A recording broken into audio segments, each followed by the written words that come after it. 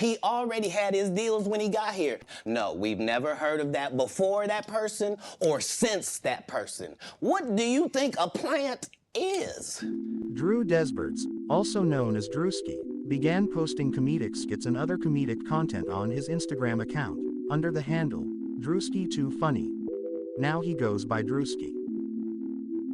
In this video, we're gonna take a look at the online comedian sensation and his rise to fame. Druski was born on September 12, 1994, in Columbia, Maryland, to Cheryl Desberts, a worker at the Department of State, and David McLean Desberts, a commercial pilot, who previously served in the United States Air Force as a captain.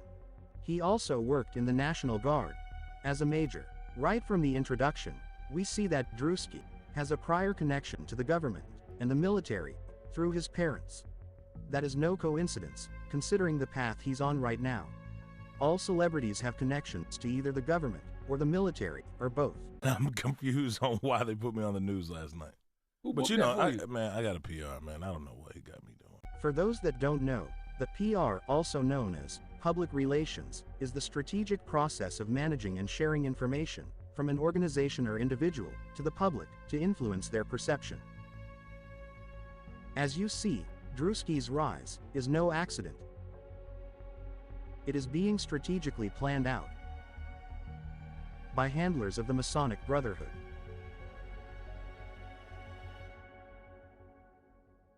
Did you tell me you didn't want to do it, or you just I was like, yeah, I'm gonna be on the news. Yeah, let's do it. Yeah. I don't know what I just be doing shit. Yeah. I don't know. I just agree with what they tell me to do. Druski admits he only does what he is told to do by his PR person. Druski is being controlled by handlers for a specific purpose. What is Could Have Been House? It's an amazing show. It's based on I was influenced by P. Diddy. And when he had the Making the Band show, it was pretty much like a comedic version of that, kind of like how Chappelle did when he did like a skit on Making the Band back in the day. But yeah, we had contestants staying there for 7 days. They competed for $50,000. By Druski, emulating Diddy's concept of making the band, tells me that he has Diddy's permission and blessing. In order to do that type of show, like a version of, or a spin-off version, one must have permission from the original source before proceeding or be sued. The blessing I was referring to, Diddy, who is taking the precious time out of his busy schedule to do a parody video with the up-and-coming comedian, Druski. The video, I believe, was meant to launch Druski into superstar status and to pass the torch, so to speak, to Druski. To continue the legacy of soul selling. Druski is not only emulating Diddy's concept, he's actually pushing the boundaries of audacity by telling his artists up front that they're gonna get screwed over financially and maybe even sexually if they sign up for his Could Have Been record label, versus Diddy, who allegedly screwed people over privately and the public found out about it afterwards. It's a lot of rappers out here that got secrets with Puffy. Imagine Puffy, Playboy. Playboy, don't worry about that, man. I can get us, come with me to the island, Playboy. Come chill with me. Won't be no security guard, no nothing. Won't nobody know about your business. Hey, don't worry about that. I'll wire that, Playboy. I could get percentages from negotiating and making this deal, but you gotta give up that butt. You gotta give up that butt and royalties. And I can change your family life. You know why? Because he had to give up that butt. Yeah, we had a big mansion. We put pretty much everybody that did like Could Have Been auditions that y'all see all over the internet.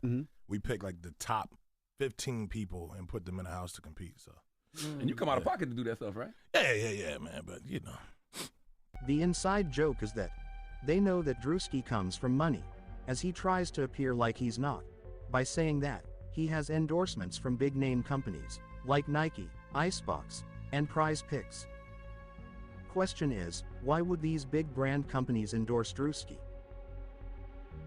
Nah, we had companies help us. We had Raising Cane's put up the $50,000 for the contestants to win. You serious? Yeah, I swear. And we had like Nike participated in putting in some money, Prize Picks, Icebox Jewelry put in some money too as well, yeah. Here comes the misdirection. Here's the part in the story where The celebrity, being played by Druski, is trying to reach a certain level and not able to, because of big companies like TV networks.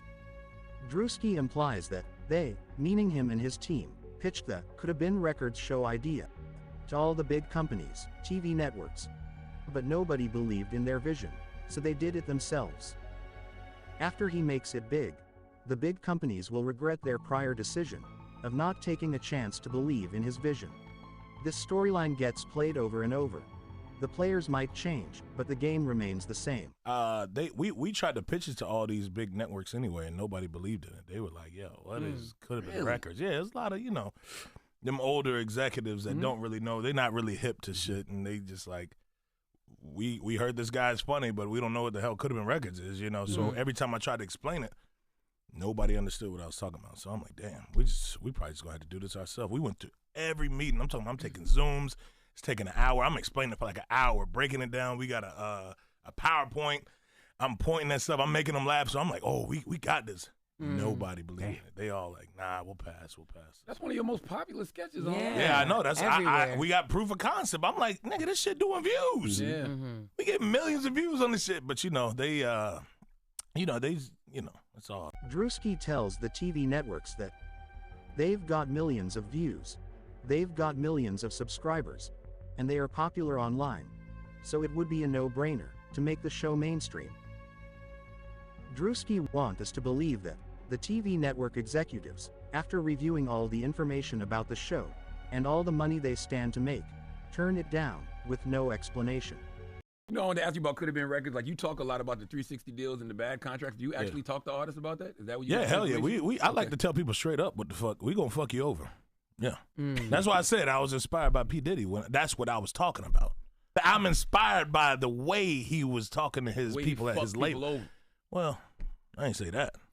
Druski's show is about people across the country who is knowingly and willingly selling their souls for entertainment.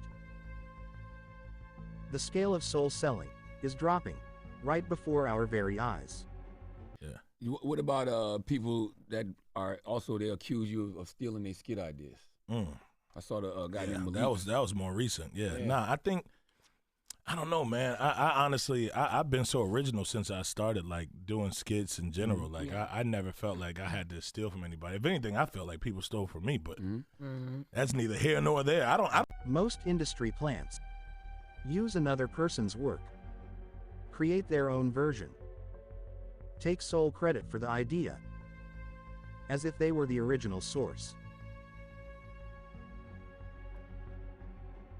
But how did you get them to be down with all the chaos? I know the show was chaotic. Yeah, it was crazy as hell, man. Yeah. I think honestly, Chris Brown, he's a good friend of mine, but he wanted to come in and participate somehow, some way. So we had Snoop Dogg come in and do like a whole bunch of like judging and stuff, but Chris Brown came in and did like a dance competition where we like I don't want to give too much of it away, but that nigga can dance his ass off and he don't stop.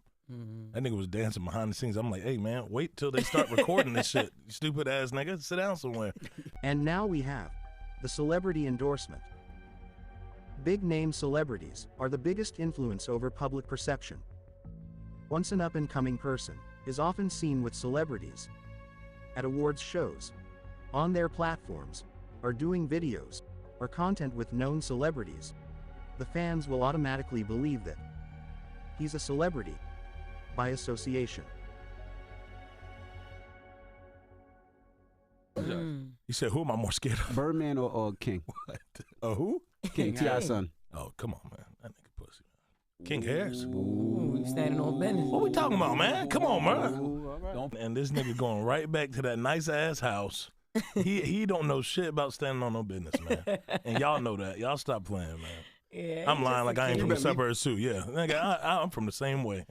Druski admits he grew up in a blue-collar, suburban area. All these so-called celebrities that we see today are just rich kids from wealthy families, trying to find an existence outside of their parents by tricking the masses. A word from the wise is, when you know better, you'll do better. Yeah. We tell you straight up. He's Yeah, straight up with if it, you yeah. know you getting fucked over from jump, what the fuck the problem is? You can't, yeah. You knew the contract when you got in here, nigga. That's true. You knew what it was. By the way, that's true even if you don't tell them that, because them niggas can read. Right. Yeah. Go get you a lawyer, read the contract. Nah, they can't all read, though. Don't. Yeah. They can't all read. But, Truth is, that's exactly what they're looking for. People who are illiterate and impoverished. They feel as if those type of people would be easier to control. They also feel like they'll be more willing to come on Druski's platform to publicly humiliate themselves for a little fame and a small amount of change. Been looking for you, nigga. I heard you was in my neck of the woods, right? I ain't think it'd have been gangster if I pulled up on you, right? So I said, it's like you starting to step on my toes, you little young nigga. The game, fuck, I am that nigga. I'm watching this shit you doing, this record label you starting. I was scared to call because, nigga, I don't be. You playing, Five. You playing with that record label. Could have been records. That shit sound like CMB, man. We're supposed to trademark that. That's not. How the f can you trademark that? How can you trademark something that a nigga been working 35, 36 blood money? Because you f***ing with Five. You f***ing with real gangster shit, Five. I said, Stunner, listen, man, I'm sorry for real, because I'm not trying to. Hey, I know about Miss Gladys. Hey, brother, please. Listen, rest in peace, Miss Gladys, boy. I heard that a million times. I love that song. Another industry blessing comes from Birdman, who's allowing Druski to use his record label, image, and likeness of Cash Money Records. So Druski can create his own version, called Could Have Been Records. Birdman, also a media mogul tycoon, shows his appreciation to Druski by taking the time to address what Druski did regarding Druski using Cash Money's image and likeness without permission. Birdman pulls up on Druski online instead of privately suing Druski for clear infringement of ripping off Cash Money's image and likeness. This shows a clear sign of Masonic connections.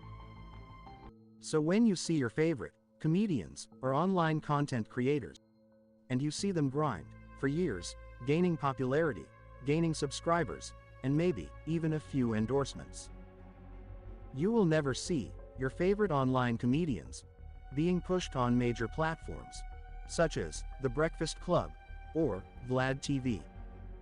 The reason why they won't never make it to that level is because there are very powerful people that's behind the scenes, and they're pulling strings that decides who's gonna be the next major celebrity figures.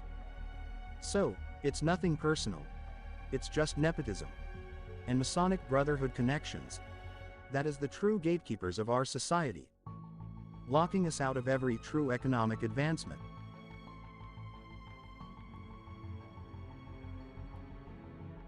Oh yeah, I almost forgot. Be on the lookout for the remix.